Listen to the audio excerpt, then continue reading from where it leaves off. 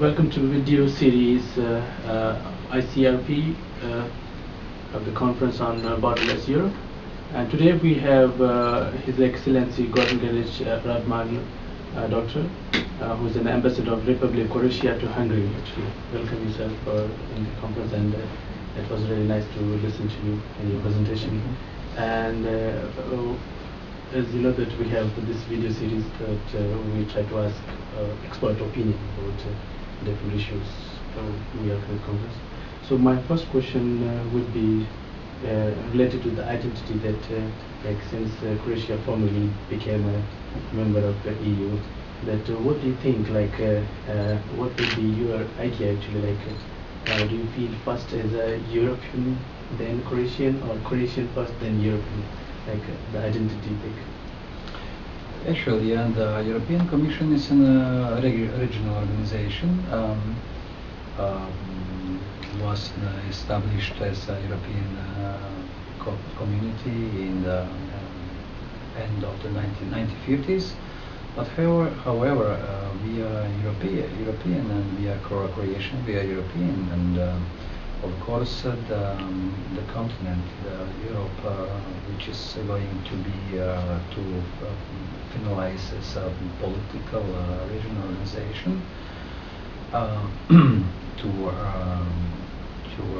encompass the countries in Europe, which meet and extend the free market, the common values, human rights, rewards, however, stability, security, stability, and borderless and traveling, of course. And we always had an identity, European identity, because we belong to the Europe, and it is just normal. And the European Union, for the time being, doesn't have any alternative. Oh, thank you so much. And my second question will be related to the process. Like you mentioned that Croatia has difficult homework as compared to the other process. And what do you think that what were the real, tough homeworks for Croatia, and the learning which Croatia during the accession process learned? Yeah, as I mentioned, we worked hard for more decades to achieve this towards this achievement, toward this foreign policy goals. From the very beginning, the member of the European Union was one of the priority of three Croatian foreign policy goals. And first of all, we obtained independence in 1992. The second one was to be a member of NATO, and the third one was to be a member of the European Union, because it was just a normal process of integration, reunification the old democratic states in Europe. First of all, if you look back into European, the Big Bang in 2004, when 10 European countries entered the EU.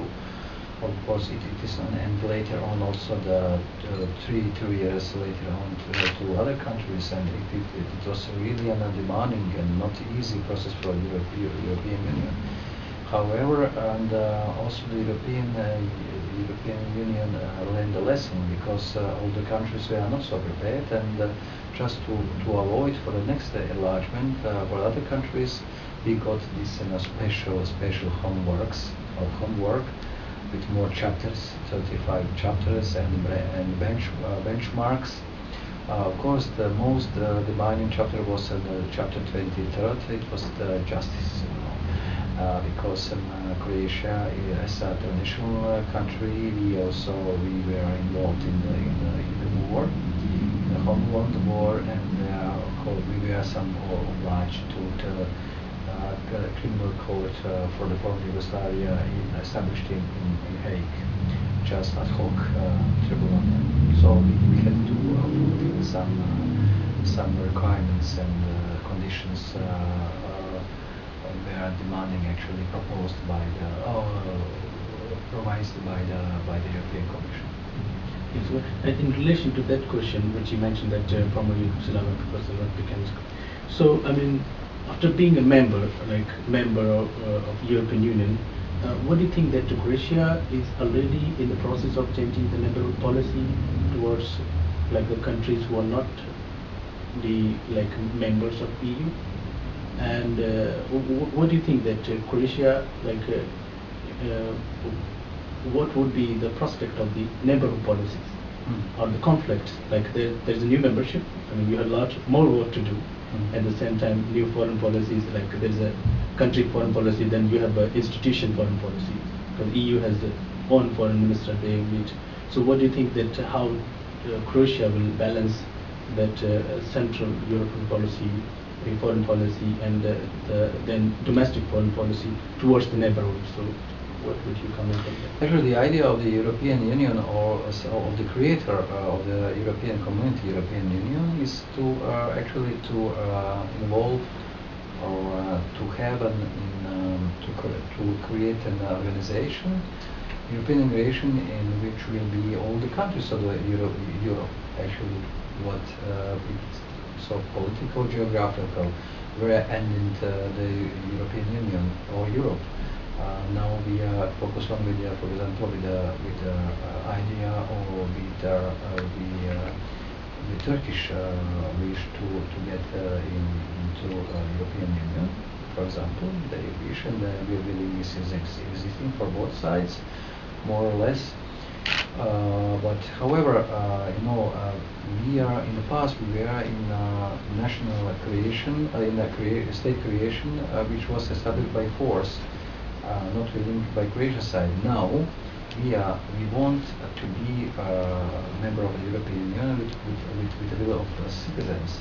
Actually, the citizens gave their voices on the referendum organized for this purpose. And of course, one of the preconditions of the launched by the European Commission for the accession negotiations, where also the regional cooperation. Croatia is also obliged to cooperate with the neighborhood, and it is just a normal borderless Europa without this part of the Europe. It's not a complete, not a finished project. Finished project is actually will be finished off when also the countries which are remaining in Southeastern Europe will once be members of the European Union. Of course, there is a necessity to in democratic reforms, in the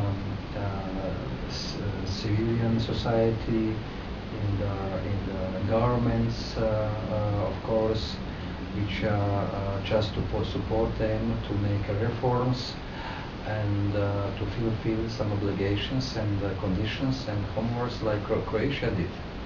So, and only when it is the criteria are fulfilled, so they can be ready.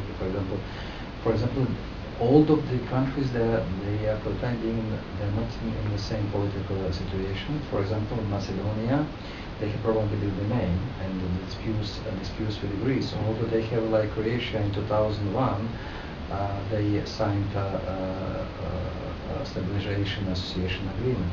But however, the one country, the south, the neighbor stopped actually the starting of the negotiation Macedonia with the European Union. Serbia has chance and perspective like Montenegro even more than, but Bosnia and Herzegovina is in it's a problem. It's a stone in the shoe. So and not only for the European Union but also for USA, which helped actually to solve the war in Bosnia and Herzegovina, and it's also responsible for the development of the Bosnia and Herzegovina. Thank you so much. And my second last question would be that what are the prospects or expectations Croatia have from EU, like related to the diplomatic field, like So what do you think? What would be your opinion, a personal opinion, that what do you think that your country, Croatia, expect in long run, or maybe long run, from European Union in terms of economy, or in terms of politics? Briefly, yeah, if you as can. emphasized in my lecture, actually, it is in the interest of both of Croatia and the EU to have Croatia in this club, because from the geographical point of view, Croatia is just a normal way to Southeast Europe, and just to tie the another countries which are European countries with on the south, like for example Greece.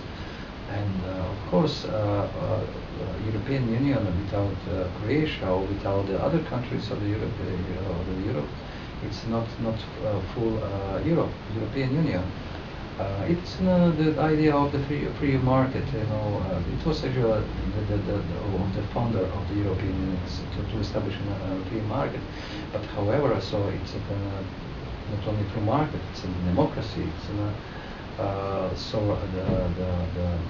it's a community of the common values, and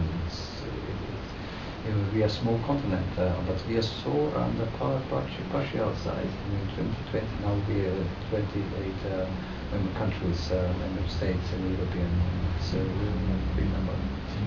And my last question would be that, by organizing this kind of event and focusing on borderless Europe, is the ICRP Institute for Cultural Policy has been doing. What do you think? What this can contribute to the society? You are very good, but I do appreciate it. Though, as I said, so I'm second time here, and you have so excellent. You are updating, or you are just you follow the development of the policy, and you are just on the source of what is happening, and the idea to have to organize this conference, I think it's very good.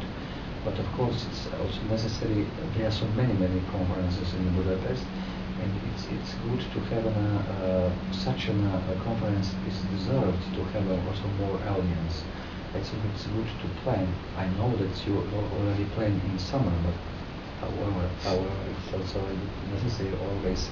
You have to ask to see, and you have very good lectures, and you have so we have, for example, Professor Schöpflin, who is somebody who's Hungarian also, who lived in outside and with great experience, and of course another also lecturers, ambassadors from other countries, really good, and to share their experience. And it's good for audience, and there is a mix on a national from different parts of the world, and what we can, for example, what you know, you are from Pakistan, and when you hear what's in Croatian opinion, so it's for you something, and you are interested. Of course, you can capitalize it, and of course you pointed, of course. In this regard, to collect some information and more knowledge about. So we are a small continent, but however, so we are really heterogeneous, and it has different approaches. Thank you so much for your nice interview and your words, and we are very looking forward to our next interview. Thank you very much.